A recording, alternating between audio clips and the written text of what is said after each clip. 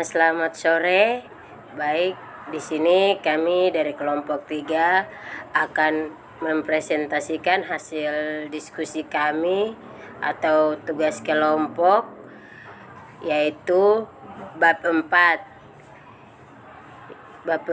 tentang kajian filosofis hukum dalam pendidikan kewarganegaraan Indonesia.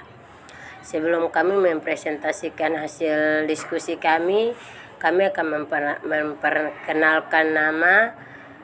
Saya sendiri Yumina Pagawak sebagai ketua, dan anggota saya yaitu yang pertama Oce Ona Isir, dan yang kedua Manuel Lepi, dan yang ketiga Junior Tenoye. Baik, di sini saya akan membacakan langsung bab 4. Kami akan langsung masuk ke dalam materi, yaitu di sini terbagi menjadi 3, yaitu yang pertama filsafat hukum berdasarkan paradigma hukum, dan yang kedua kajian filosofis hukum pada civics Indonesia, dan yang ketiga kajian filsafat hukum dalam Indonesia. Yang pertama yaitu filsafat hukum berdasarkan paradigma hukum, terbagi menjadi 5 bagian, yaitu yang pertama filsafat hukum, dan yang kedua ajaran hukum murni yang mengkaji law as it is written the books, dan yang ketiga American Sociological Jurisprudence yang mengkaji law as it is defined by Judge dengan mengkaji code behavior. Yang keempat sosiologi hukum, pengkaji law as it is in society. Yang kelima sosiologi dan atau antropologi hukum, pengkaji law as it is in (human actions). Filsafat hukum terbagi menjadi 2 poin, yaitu yang pertama definisi filsafat hukum. Filsafat hukum didefinisikan sebagai aktivitas keilmuan yang mengoreksi nilai dari pertanyaan-pertanyaan yang sudah dapat dikategorikan sebagai hasil pemikiran yang mendalam mengenai hukum.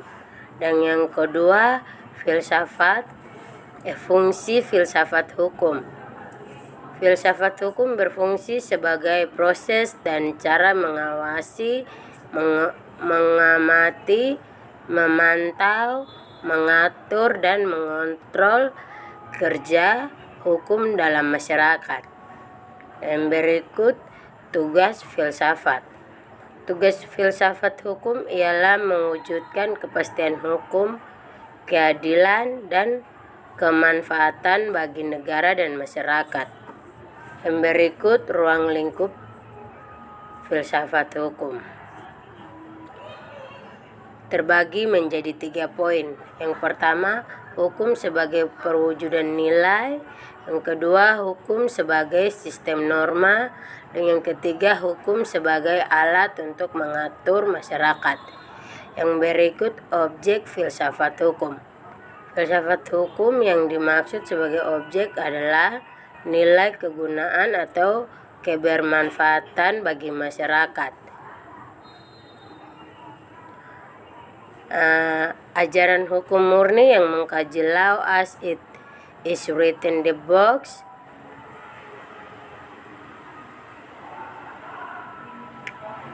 Mengkaji konsep hukum sebagai norma positif di dalam sistem perundang-undangan. Selanjutnya, hukum murni adalah perintah dan sanksi yang tertulis di dalam peraturan perundang-undangan. Baik, selanjutnya akan dilanjutkan oleh anggota saya. Ya baik, terima kasih. Saya akan menjelaskan lanjutan dari teman saya yang tadi. Yang ketiga yaitu Amerika Sociology Jurisprudence yang mengkaji laws in by dengan mengkaji chaos adalah tipe kajian hukum yang menganalisis hukum yang diputuskan hakim dan tersistem. Selanjutnya, hukum berdasarkan perbuatan yang melanggar hukum berdasarkan pengalaman dalam melaksanakan tugas sebagai hakim. Yang berikut, sosiologi hukum mengkaji laws in society, yaitu bagian dari konsep hukum sebagai pola perilaku sosial yang terlembaga. Thurson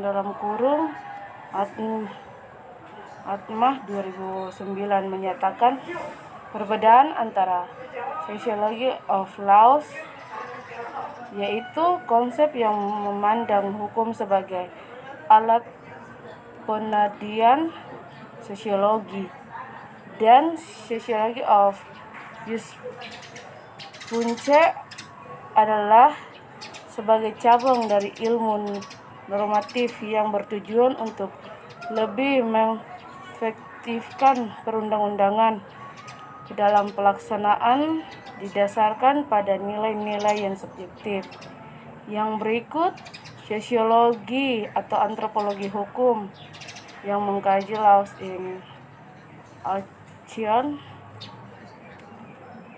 adalah sebagai tipe kajian hukum yang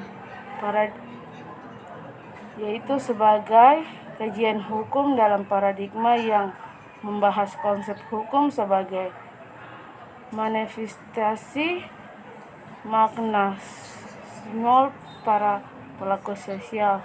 Sekian dari sedikit penjelasan saya. Terima kasih, dan akan dilanjutkan oleh teman saya yang berikut.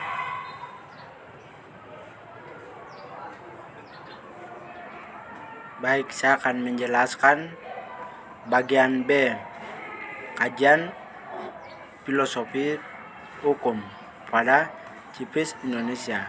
Kajian filosofis hukum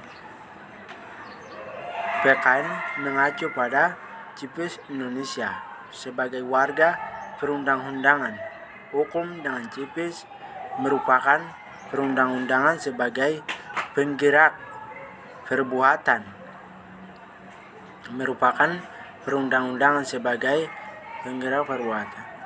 Dan menjadi warga negara yang menjunjung pada pembangunan nasional agar kelak peserta didik dapat berpartisipasi aktif.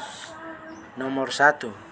Hotnologis CIPIS Indonesia, Mesbah Petrus Irianto Jabarmase. Filsafat hukum dalam PKN.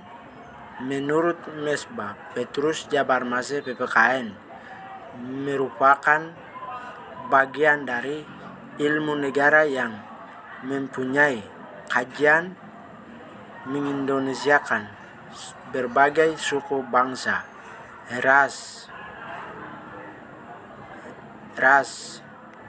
etnis, budaya, dan agama dengan konsep perundang-undangan. 2. Epistemologi CIPIS Indonesia, Mesbah Petrus Irianto Jabarmase. Menurut penulisan epistemologi, CIPIS merupakan persoalan kewarganegaraan antara negara dengan warga negara. Sejarah penelitian mengenai Mesbah Petrus Irianto Jabarmase menunjukkan bahwa epistemologi CIPIS Indonesia adalah rencana pembangunan nasional jangka panjang tahun 2005 sampai 2025 UU RI nomor 17 tahun 2007 tentang rencana pembangunan jangka panjang nasional yang menjadi pedoman penyusunan rencana pembangunan jangka menengah nasional yang ditetapkan dengan Perpres RI nomor 02 tahun 2015 tentang Rencana Pembangunan Jangka Menengah Nasional 2015 sampai 2019 dan dijabarkan pada Rencana Kerja Pemerintah melalui Perpres nomor 72 tahun 2018 tentang Rencana Kerja Pemerintah tahun 2015. Yang ketiga, aksiologis CIPIS Indonesia Mesbah Petrus Irianto Jabarmase pada hasil penelitian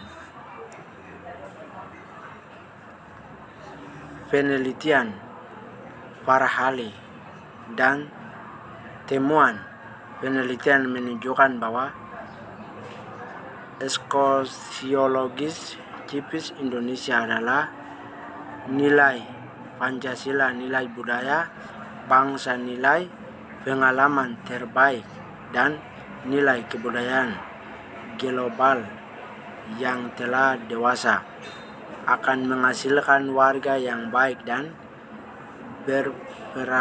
berperan aktif dalam masyarakat dengan PKN. Baik, terima kasih. Yang berikutnya akan menjelaskan dengan teman.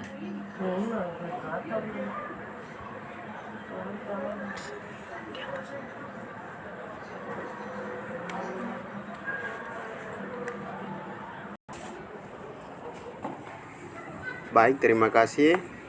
Saya akan menjelaskan bab 4 bagian C. Kajian filsafat hukum dalam PKN Indonesia. Secara filosofis dan objektif bahwa bangsa Indonesia yang bermasyarakat dan bernegara pada nilai-nilai tertulang dalam sila-sila Pancasila yang secara filosofis merupakan filosofi bangsa Indonesia sebelum mendirikan negara adalah sebagai bangsa yang berketuhanan dan kemanusiaan. Kajian filosofis hukum dalam PKN dirumuskan menurut pakar STB Filsafat, Hukum, dan PKN. Ada 3 bagian. Yang bagian A, ontologi warga negara dilakukan melalui hukum dengan tujuan keadilan bagi masyarakat Indonesia. Bagian B, epistemologi persoalan antara negara dan warga negara. Bagian C, aksiologi produk undang-undang yang mengatur persoalan negara dan warga negara.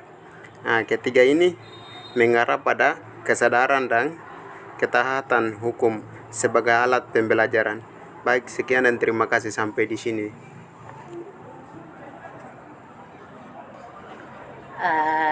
Baik, terima kasih. Itu hasil bacaan kami dari materi kami yang telah kami buat atau kami ringkas dalam bab 4.